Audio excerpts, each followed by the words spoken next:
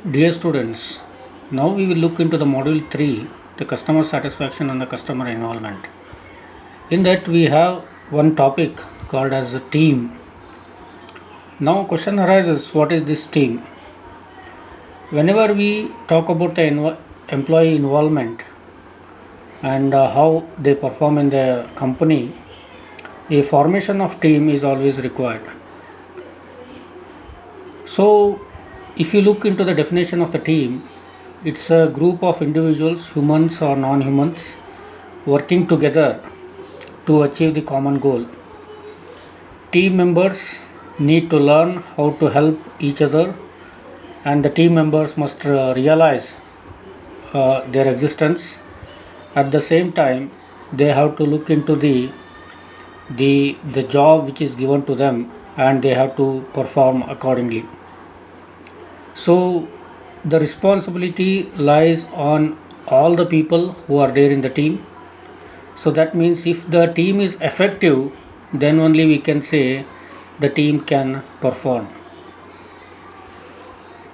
Now moving to the next section, where we see that what you mean by group and what is team. So what comparison you can find in group and what is that team. So when we have two or more individuals, okay, in the organization for some cause, we can call it as a group. But a team happens to be something like a collection of people who are linked together, and they have some objectives in their mind, and they have to work for that. So basically there is a difference in a group and team. So group can happen informally, but team usually it will be done formal.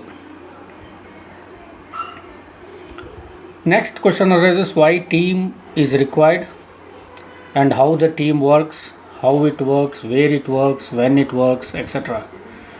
And the best example here is the team will be having many members, so that it clearly indicates that many heads are there, or what we can say, the many heads, knowledgeable heads are there. So when there is some problem, these people, they start thinking on this and they can come up with one solution. That means one contributor will be there in the team, and overall the team performance is always just like it is a cumulative action. So whatever they have set as a result, and the next level, this result will be continued, and next they go for the next level of the result. So finally what we can say is it is a cumulative action. So this team concept, it came in Japan in 1961, where they were called as quality circles. These quality circles are a group of people who are involved in improvement in the process. So all the organizations, they have these quality circles at various levels, and these quality circles, they used to work for the improvement of the organization. So the team concept has started long back. It was in 1916, and it is successful in Japan and some countries also, but here it is now taking a new shape.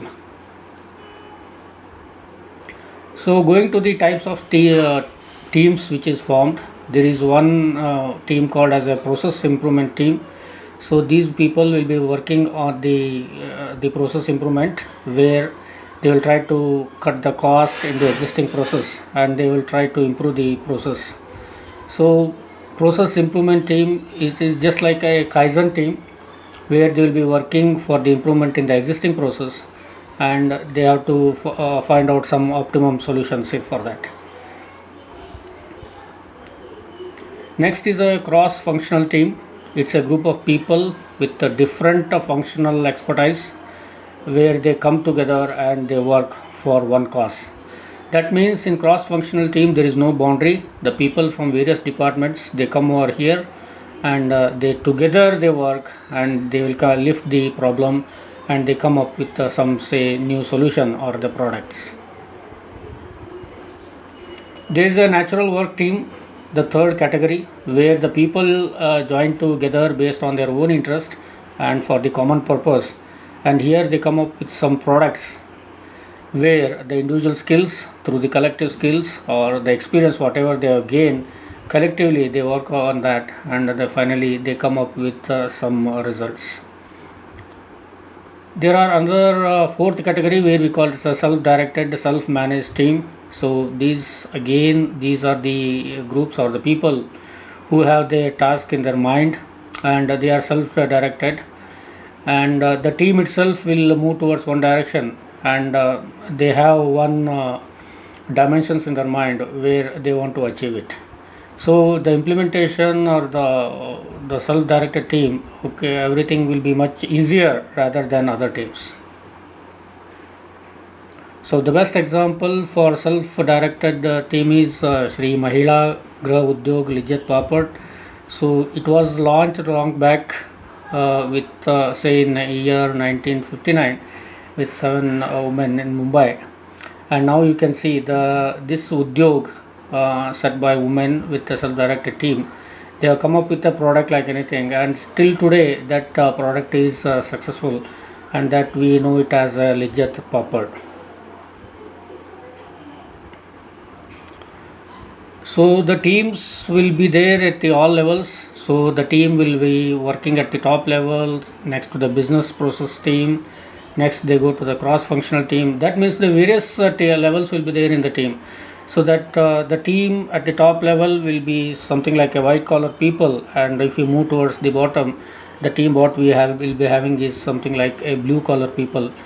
So process improvement team will be at the mid range where the real production happens, and this process improvement team will work for the production improvement, where they can go for the cost cutting and the optimization of the process.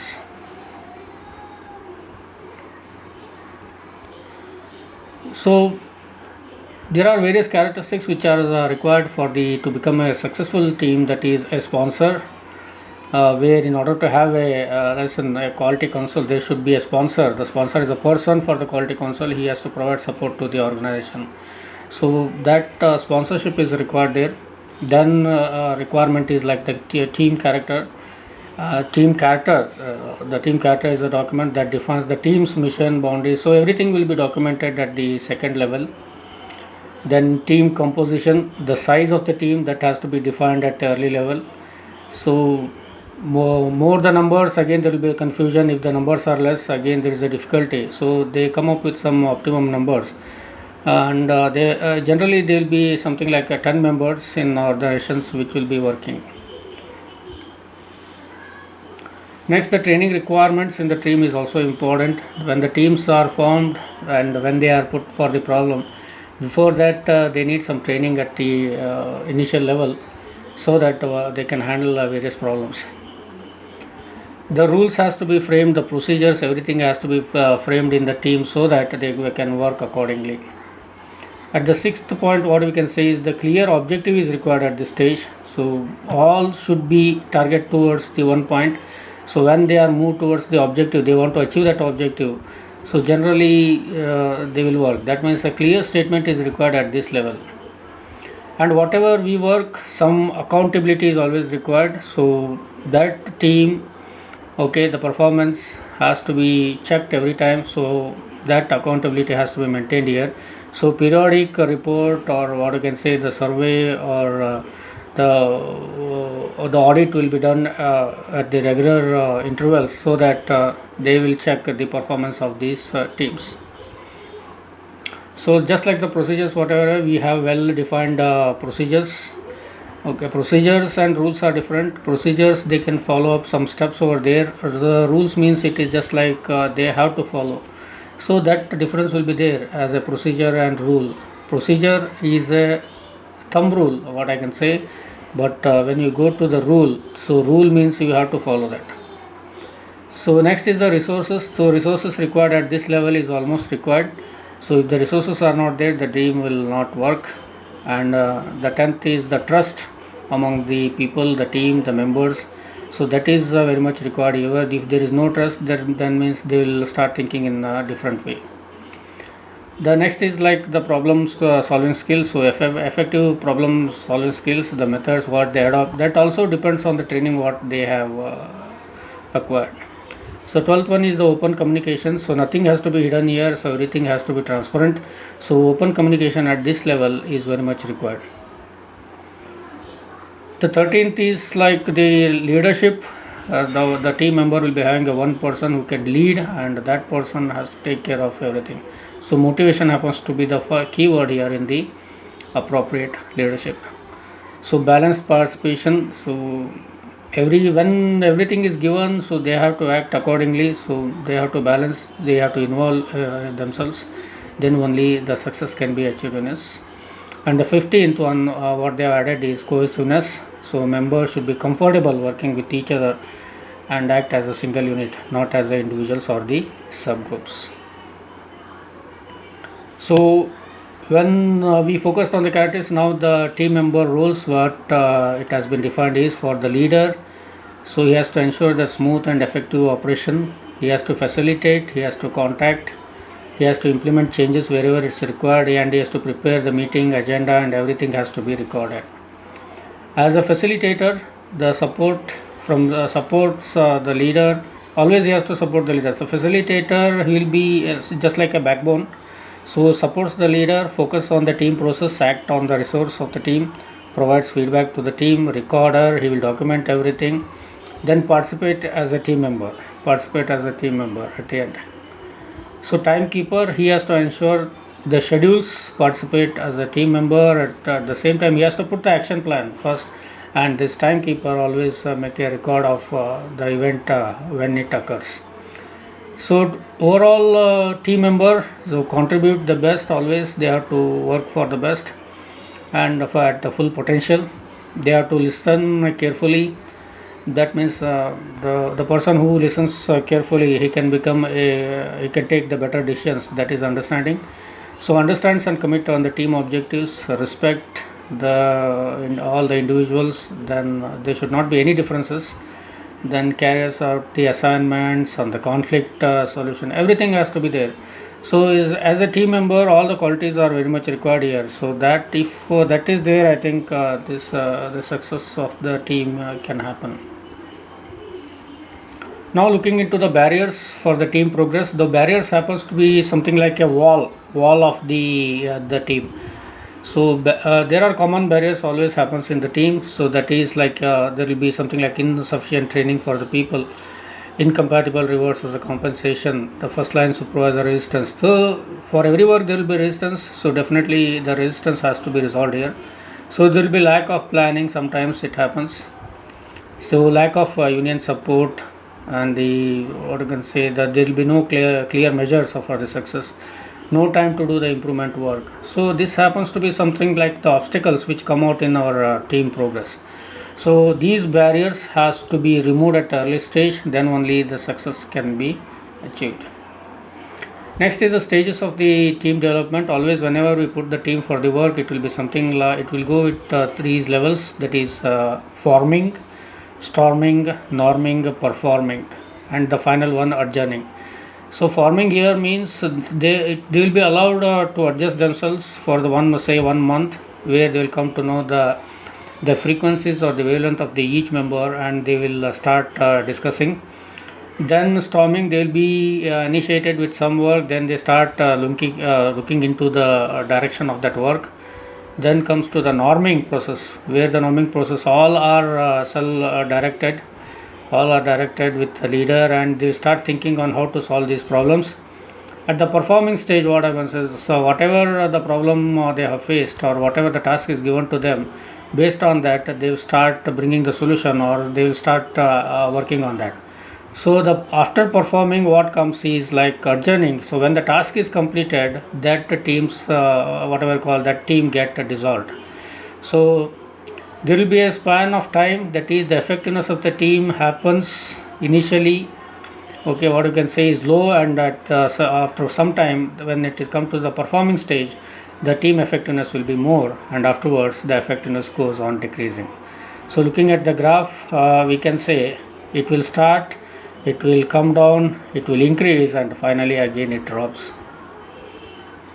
Now go to the next slide, where you can see in the forming stage there will be high degree of guidance needed for the manager. So individual roles are not clear, and the process is usually not well established. So in the forming stage it will be a confusion, so they start thinking, so it will take time for them to settle down. In the storming stage, the understanding how the team decisions are made, the purpose is clear now, and the relationships are developed. So the storming, what you can say is the relationship can be built, and when it goes to the norming, relationships are well understood. Now they start communicating the commitment and the goals which has to be achieved, then that also will be clear here. When everything gets settled down, then they go for the performing stage where the team is committed to performing well. They focus on the work, so the team starts accelerating their works, and they will try to reach the desired goal. So this cycle will be there, the forming, storming, norming and performing. So this happens in every team with respect to the time. Now I will conclude this video where we talked about the team formation, why the team is required, what we mean by group and what is team. In our next video we will continue with the module 3, that the topic which we are covering. We will look into the other issues of our module 3, that is customer satisfaction and customer involvement. Thank you.